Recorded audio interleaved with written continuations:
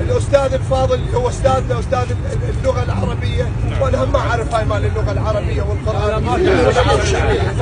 عذرا مقدما عذرا لاميتي وسوء لفظي ان نصبت مرفوعا ورفعت منصوبا في حضره اكاديميتكم. احنا مرات اللي يسولفكون يسولف على اللي اعرف له، لان الامام علي عليه السلام يقول خيركم من تكلم بلسان قومه. احنا لا بصدد الاستعراض ولا بصدد حتى انه صورني وخلى انشر وخلى اطلع وخلى امشي. انا شريد من جنابك الكريم ومن كل الديوان ومن كل خير منقوم ومن كل عشيره تصير مثل هاي وغيرها. يجب ان يكون الديوان او يكون الموضوع اللي ينشال عليه ينشال علاجي وليس عقوب، لانه هذا الشيطان عمره ما الى راده.